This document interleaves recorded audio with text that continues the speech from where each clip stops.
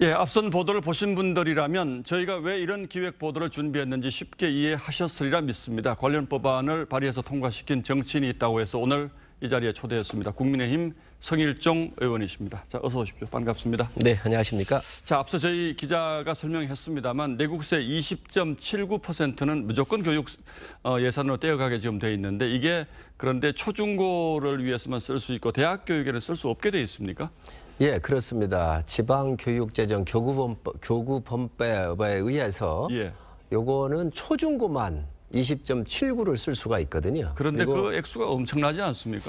그렇습니다. 이게 이제 학령 인구가 2000년도에서부터 보면 한 830만 명에서부터 지금 이렇게 한 500만 명대까지 줄어들었잖아요. 그런데 세금은 11조 원 정도에서 80만 2조 원까지 경제 규모가 커지니까 세수가 늘었으니까요. 그렇습니다. 이제 이게 이제 그렇게 하다 보니까 지난해 정부가 지원한 액수가 초중고생은 1인당 1,528만 원인데 대학생은 4,385만 원 맞습니까? 물론 뭐 초중고가 의무 교육이기 때문에 좀 지원 액수가 많을 수는 있습니다만 4,385만 원이 아니고 438만 원이겠죠. 예. 438만 원이면 물론 대학생은 의무 교육은 아니라고 합니다만 초중고생에 비해서 너무 차이가 많이 나는 거 아닌가요? 이제 옛날에 경제 규모가 또 적었는데 학생 수는 늘어나니까 초중고 교육은 의무화잖아요. 그러니까 이걸 20.79로 내국세에 20.79로 묶었었는데 지금 인구 변화가 왔고 또 경제 규모가 우리가 세계 10위권으로 올라갔잖아요. 그러다가 보니까 지금 어떤 현상이 나오느냐. 초중고 학교 학생은 OECD 평균 대비 저희가 30%가 130% 정도 과투자가 되어 있습니다. 그런데 대학은 66% 수준이거든요.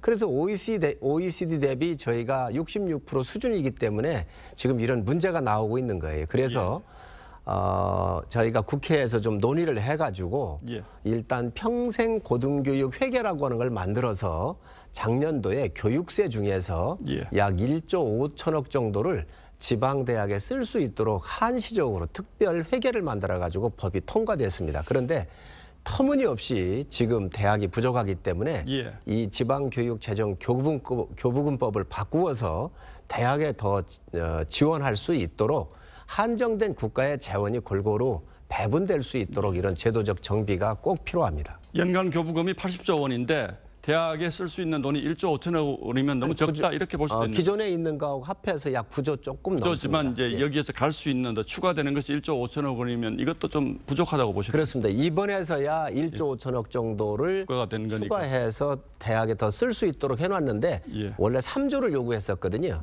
그런데 초중고에 이 뭐 동생 밥그릇 뺏어서 형님 밥그릇 채워주느냐 이러면서 반대를 하면서 국가의 다른 일반 회계에서 이 돈을 넣어달라고 요청을 했던 거예요. 그런데 국가의 재원이 한정되어 있잖아요. 그런데 아까 우리 신앵커님 말씀 주셨지만 이 초중고만 쓰라고 그랬는데 못 쓰는 돈이 쌓여 있어요. 지금까지. 그래서 22조 원 정도 쌓여져 있고요. 올해는 26조 원 정도가 이렇게 올라갈 텐데 이 돈들을 다시 좀 더 법을 바꾸고 해서 우리 대학이라든지 미래 성장 동력을 확보할 수 있는 교육에 투자를 해야 한다고 생각합니다. 자, 물론 뭐 대학 교육의 질이 높아야지 국가 경쟁력이 높아지는 것은 뭐 당연한 일입니다만 지금 이제 우리 대학들도 무작정 지원하기는 어렵다. 좀 옥석을 가려서 지원할 때가 됐다. 이런 주장도 있습니다. 어떻게 보십니까?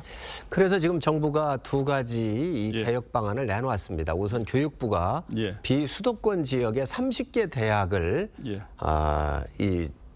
좀 선별을 해가지고 집중적으로 지원해주는 그러한 프로그램이 있고요.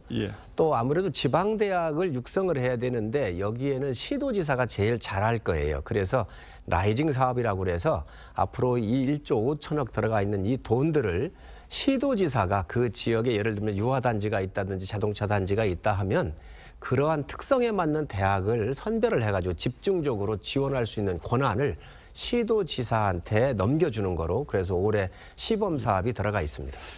국민의힘 정책위의장 하실 때 교육 문제를 많이 고민을 하시는 걸로 제가 들었는데 그 정도로 되겠습니까? 좀 더 파격적이고 혁신적인 교육 개혁이 좀 필요할 수도 있겠다. 저는 그런 생각을 하는데 어떠세요, 의원님 생각? 정확한 핵심을 말씀하셨습니다. 지금 남아있는 돈이 기금으로 쌓여있는 돈이 올해면 26조 정도가 되거든요. 예. 이러한 돈이 우리 교육 국가 경쟁력 확보를 위해서 대학에도 써져야 한다는 거예요. 예. 이게 표를 중심으로 생각하다가 보니 뭐 동생 밥그릇을 형님 밥그릇으로 뺏어간다 이게 아닙니다. 예. 남는 돈을 골고루 쓸 수 있도록 해야 되고 그래서 이러한 세제적인 개편이 전 있어야 한다고 봅니다. 예, 저희가 이제 이 문제를 오늘부터 시작해서 쭉 좀 다뤄볼 텐데 이 문제는 사실 저출산 문제와도 좀 관련이 있고요. 또 지방 소멸 문제와도 아주 큰 관련이 있기 때문에 저희가 이걸 준비를 하고 있는데 지방을 살린다는 측면에 어떤 교육은 어떤 역할을 해야 한다고 보십니까?